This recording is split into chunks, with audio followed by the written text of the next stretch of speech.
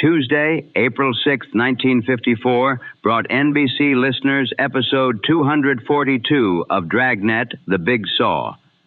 Jack Webb stars as Los Angeles Police Sergeant Joe Friday, with Ben Alexander as Officer Frank Smith in a case assigned to the LAPD Robbery Detail after two masked gunmen hold up a bank. An identification from a customer provides the investigators with a lead, taking Friday and Smith to a car rental agency as the inquiry proceeds. Georgia Ellis and Helen Klebe are also heard in the cast. The version heard tonight is an Armed Forces Radio Service rebroadcast of the original NBC program, sponsored on its first network airing by Chesterfield Cigarettes. John Robinson wrote this broadcast, directed by Jack Webb. Walter Schumann supplied the music. Ladies and gentlemen, Dragnet, The Big Saw. And now, our story begins.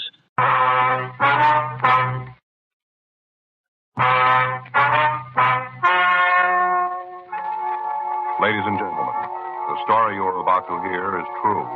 The names have been changed to protect the innocent. Dragnet.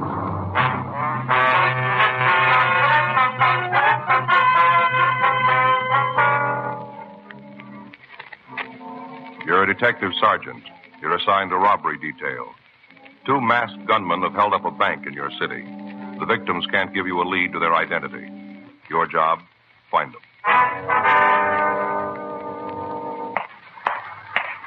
It was Tuesday, June 3rd. It was warm in Los Angeles. We were working the day watch out of robbery detail. My partner's Frank Smith. The boss is Chief Detective Stab Brown. My name's Friday. I was on my way back from the street, and it was 8:47 a.m. when I got to the rear of the bank, the manager's office. I'm not a young woman anymore. I can't take this kind of excitement. Yes, ma'am. You checked with them? Yeah, they got the broadcast out right away. It's a long shot if it pays off. Yeah, not much of a description, huh? I hope you're not saying that for my benefit, young man. I gave you all I could. It was hard to see their faces with those scarves on. Maybe you could have done better, but I couldn't. We're not trying to say that you didn't do good, ma'am. We understand the handicap that you were under. I should hope so. Terrible thing. I'm not a young woman anymore. Yes, ma'am. Now, would you tell us just exactly what happened now, right from the beginning? You mean starting when I come in this morning? Yes, ma'am, that's right. 8 o'clock, just like always. That's when I got here. Uh-huh. Opened the door with my key and came right on in, little suspecting what was waiting for me.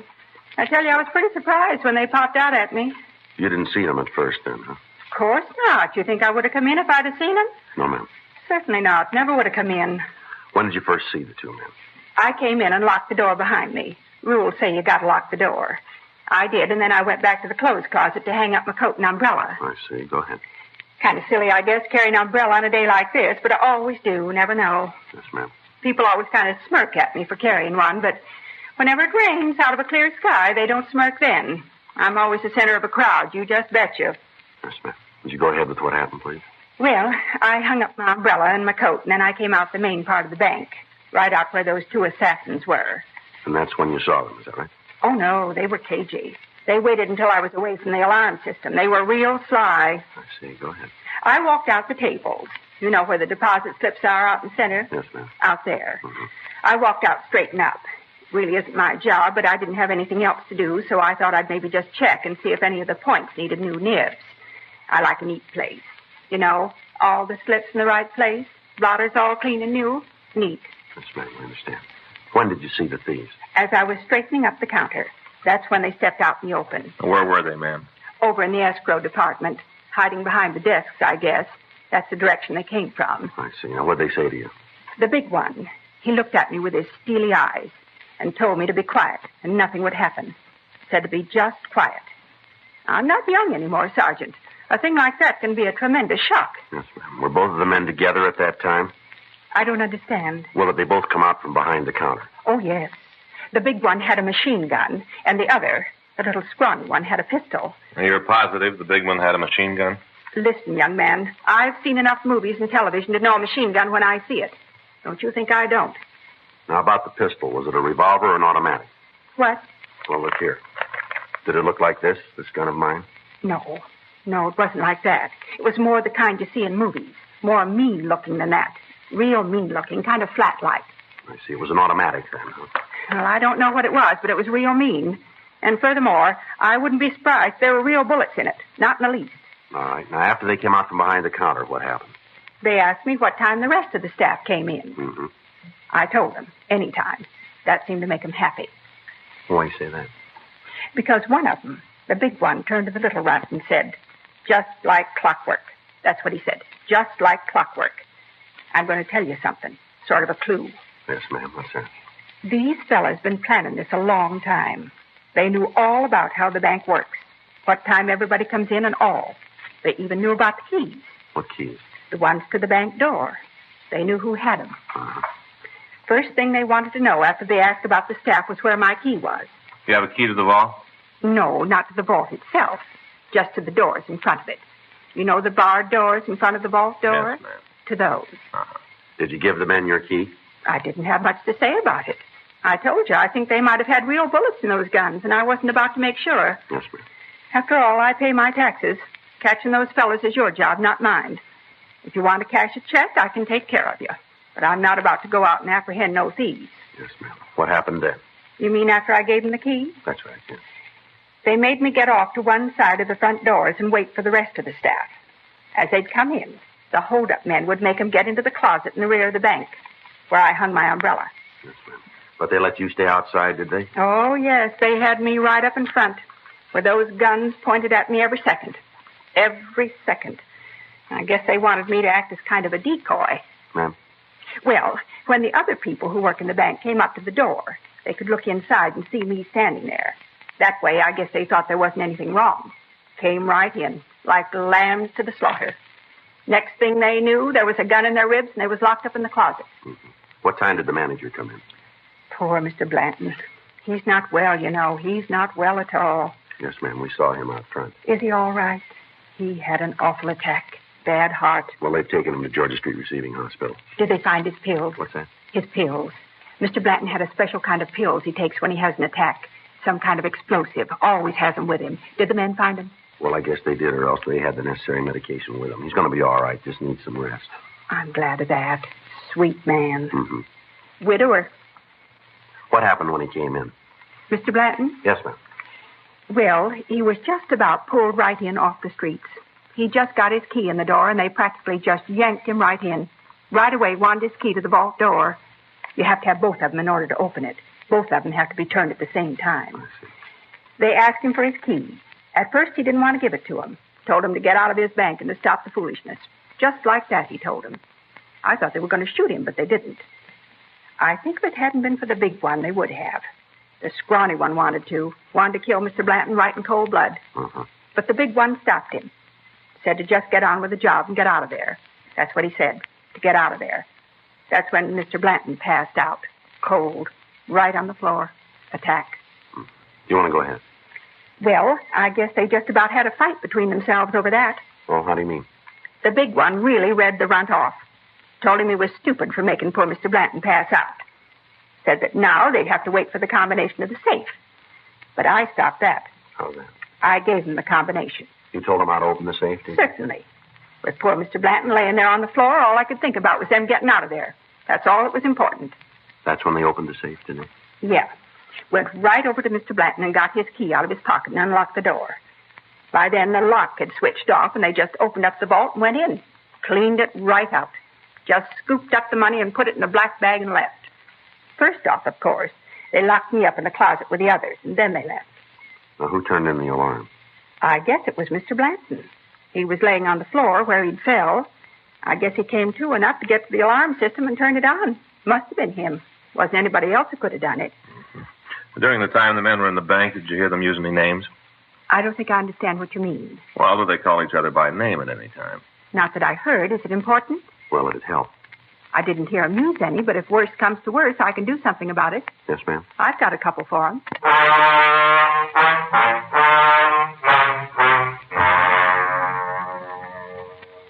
We obtained a complete description of the hold-up pair, and a supplemental broadcast was put out.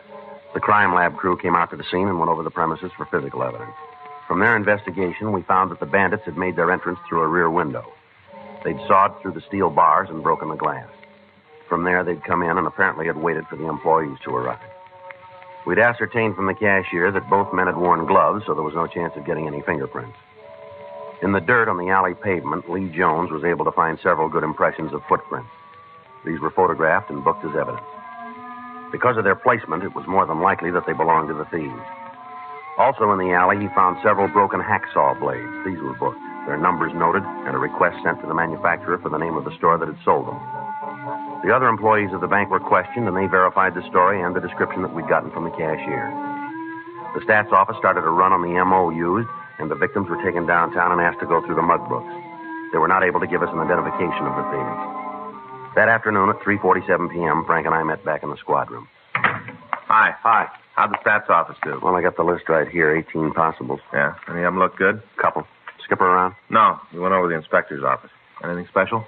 Well, I wanted to check with him on who's going to work with us on this thing. We left word. Murph and Gaffney are with us. We can use Pinky and Stromwell if we need them. Is Murph around? No, I went down to R&I. He had a hunch this might tie in with a heist they worked on last month. Same M.O. Figured he might as well check it out. Well, as soon as he gets back, maybe he'll give us a hand with this list, huh? Yeah. How about the bank manager? Any word there? I called Georgia Street, talked with Dr. Sebastian. He said Blanton has been released to his own doctor. What kind of conditions is he in? Should be able to talk to him tonight. Guess it was a pretty bad attack. Sebastian said he was in rough shape. Well, let's check out. We can tag Murph in the hall. Is Gaffney with him? He was. All right, let's go. You want to sign us out? Yeah. I got it. Robbery Friday. Yeah, he's here. Just a minute. For you, Frank. Okay. You want to take care of the book? Yeah. Who is it? He didn't say. Just want to talk to you. Oh. Smith speaking. Yeah, that's right. Huh? Yeah, sure we can. Yes, sir, we can right away. Mm-hmm. You want to give me that address? Uh-huh. Yes, sir. Okay, thank you. I have it. Yeah, right away. Goodbye. Blanton's doctor. Yeah. Says he wants to see us right away. Yeah, what about? Well, Blanton says he remembers that when the thieves left the bank, a customer came up to the door. Yeah. He heard the big one tell the other one to take off his mask. Uh-huh. The customer got a good look at both of them.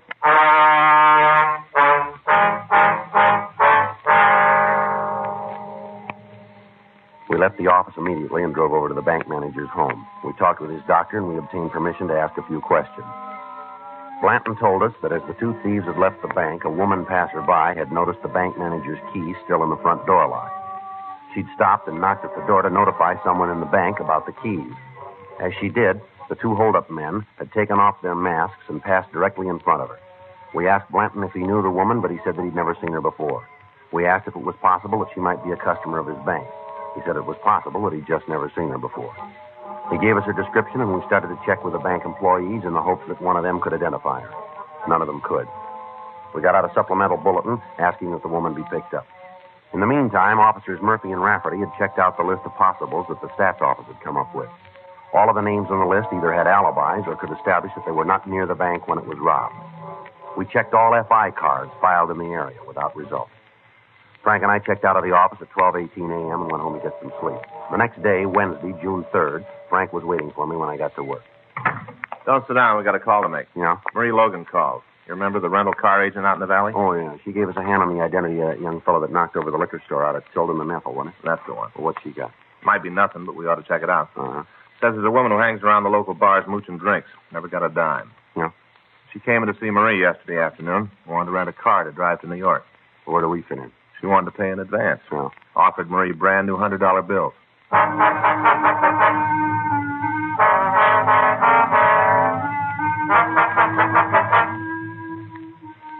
From the statement we'd gotten from the bank, we knew that in the $34,000 the thieves had taken, there were several $1,000s in $100 bills.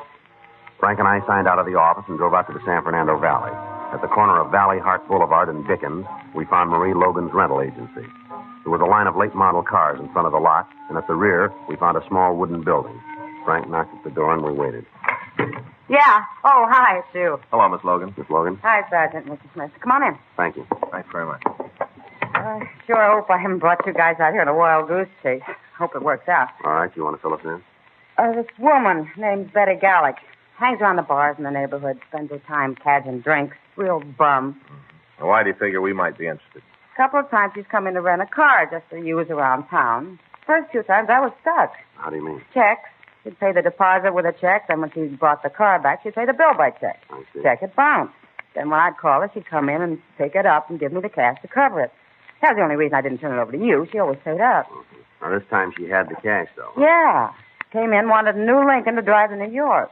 She was dressed like always. Cheap cotton dress, cloth coat, even had the imitation leather purse. Kind of supposed to look like real leather, but as soon as you get inside 10 feet, you know it isn't. You know what I mean? Yes, I think That so. kind. Well, anyway, when she asked for the car, I told her I couldn't let her have it. Said I'd been stung too many times before. Uh-huh. So right off, she said she wanted to pay cash.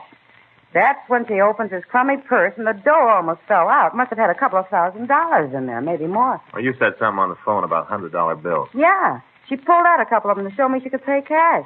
I asked her where she got them. What'd you say to that? Said it wasn't any of my business. Told me as long as she had the money and a driver's license, I should ought to run her the car. I thought I ought to check with you first. Mm-hmm. Now, you got an address on this Gallic woman? Yeah. After I called this morning, I checked through the records. Got her home address and a driver's license number. She got any friends you know of? Just about on every bar stool where she hung out. I mean anyone special. Oh, I don't know. I saw her a couple of times with the same guy in the place down at the corner. Hot days, I sometimes go down there for a beer. Mm-hmm. Well, I've seen her there with this one guy a couple of times. You know who he is? No, not his name. I've seen the two of them drive away together a couple of times. He's got a flashy convertible. Guess he drove it out here. Well, what do you mean? The car's got a New York license plate. Oh, excuse me. Yes, ma'am. Go ahead. Logan Rental Service. Yeah. Uh-huh. Yeah, I know her. Yeah. You sure about that? Sure. Okay. Thanks. Goodbye. That tears it. What's wrong? And there was a rental agency in Hollywood. Called to ask me about Betty Gallic. Seems she gave me as a reference. Yeah. Came into their place and rented the car from them. Paid cash for it. Was she there now? No, she left for New York this morning.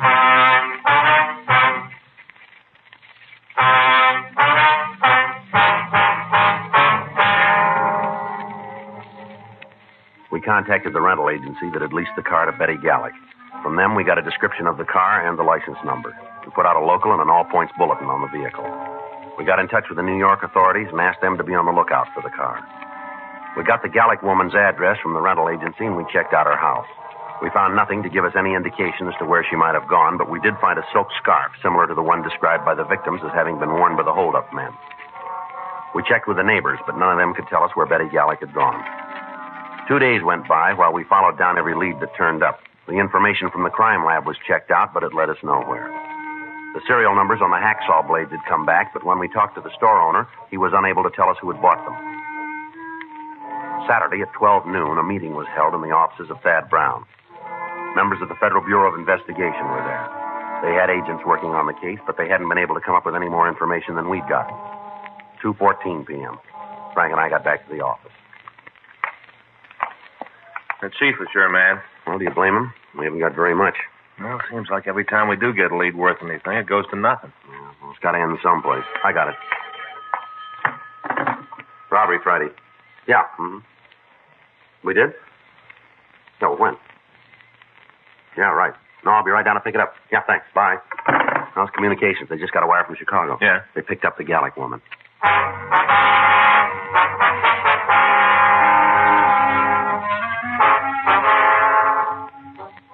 Betty Gallic had been picked up south of Chicago and held in answer to our communication. However, when she was picked up, she was in the company of 2 other women.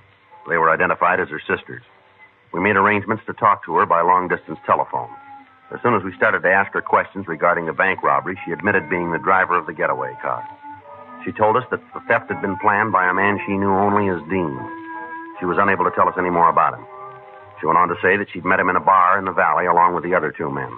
She identified these 2 men as Richard and Matt. She was unable to give us their last names or tell us any more about them.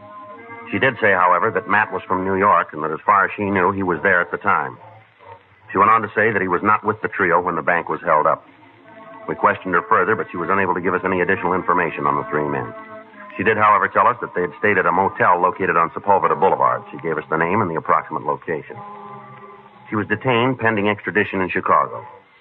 Saturday evening, Frank and I drove out to the motel that the Gallic woman had mentioned. We rang the bell and waited. Yeah? Lights on. We got no vacancies. Police officers, we want to ask you some questions. What about? A couple of men who stayed here. Anybody in this place who's got trouble with the cops has to get out. You tell me who they are, and I'll throw them right at you. I don't want no trouble. Now, who are you looking for? One of them's tall, the other's short. Named Dean and Richard. What about the last name? We haven't got that. I don't need it. I know who you mean. Yeah. Sure. Dean Franklin, Dick Norton, a couple of no-goods. They ain't here no more. You know where they are? I'm not sure. I think maybe I got an address in my desk. Come on in. Thank you.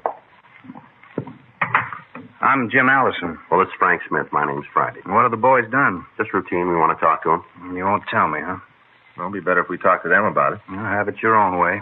I don't want to get mixed up in anything. Those boys got themselves a bucket of trouble. I want no part of it. While they was here, they paid their rent and didn't cause much trouble. That's all I was interested in, as long as they didn't cause any trouble. Yes, sir. How long ago did they leave? I guess it's about a week ago. I got it in the book, so I can check it for you if you want. Yes, sir. We'd like to have the information. Sure, I'll get it for you. They have any visitors while they were here? A couple of guys come around in the morning. That's about it. They'll look like bill collectors. The boys never let them inside. Used to talk on the porch. Mm-hmm. The three of them move out at the same time? No. Matt left a couple of days before. Said he was going back east. I think he had some kind of a job back there. They wasn't real chummy, you know. Kind of kept to themselves. All right, sir. Would you see if you got that address where they might be? Oh, sure. Forgot all about it. It's in the desk, I think. Always running into this kind of thing with a motel. Yes, sir. What's that? Wrong people renting rooms. We got no way of checking on them. Seems like whenever somebody's got trouble, they pick a motel to have it, and it never ends. Let's see. Yeah, here it is. They left this in case I got any mail for them, so just to send it on. Here you are. Thank you. It's a place out in West Los Angeles. Thank you very much, sir. Glad to help out. You can't tell me what this is about, huh? No, sir. It's police business. You figure you're going to have any trouble with them? Well, it's hard to say. It'll depend on how they want it. Well, if I was you, I'd take it easy picking them up. Why? But they know Franklin's got a gun.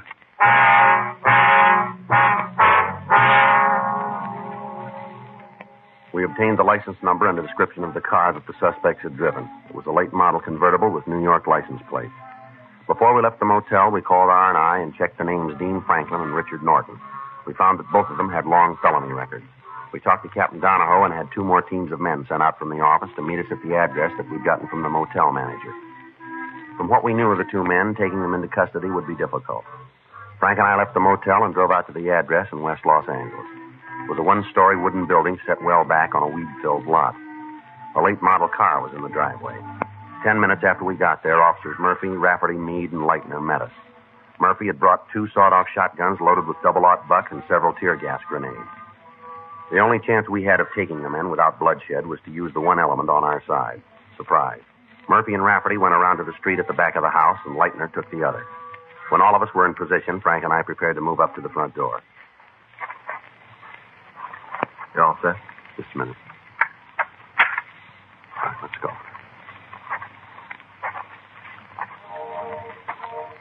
I don't see anything. Well, they might have seen us. You better take it easy. All right.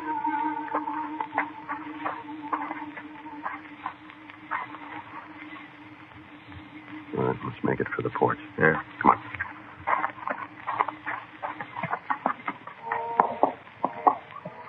You okay? Yeah. All right, now I'll take the door. When we get inside, you go to the left, I'll handle the right side. Right. All set? Yeah.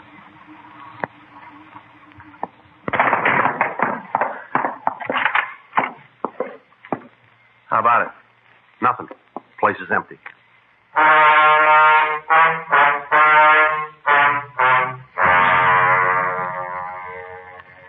We searched the house, but we found no trace of the suspects. From the clothing in the closets, we figured that they had not moved out. And going over the house, we found a machine gun hidden in one of the bedrooms.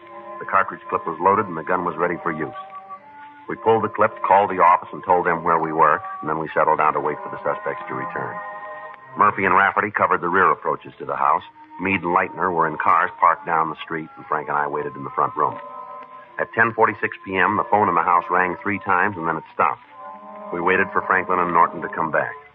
11 p.m., 11:30. It's cold in the house. Midnight. 12:30, the phone rang again. 12:45. From down the street, we heard a car approach. Joe? Yeah.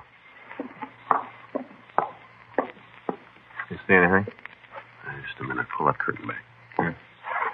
It's a Ford sedan coming down this way. Mm-hmm. Pulled into the driveway. Wait a minute. Yeah, it's them. Just the two of them?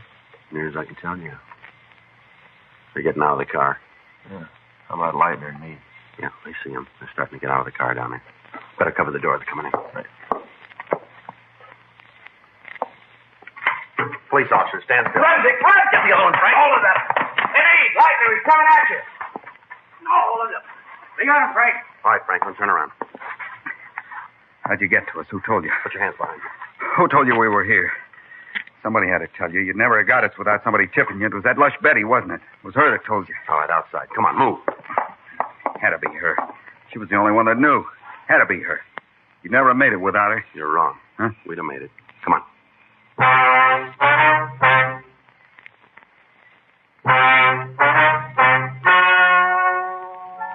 The story you have just heard is true.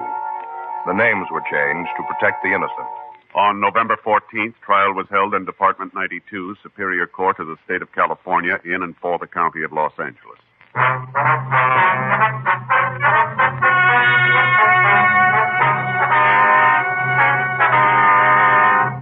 Dean Roger Franklin, Richard Henry Norton, and Betty Elaine Gellick were tried and convicted of robbery in the first degree. Robbery in the first degree is punishable by imprisonment in the state penitentiary for a period of from 5 years to life. Further investigation showed that Matthew Arthur Ross had no part or knowledge of the crime. You have just heard Dragnet, the authentic story of your police force in action, and starring Jack Webb, a presentation of the United States Armed Forces Radio Service.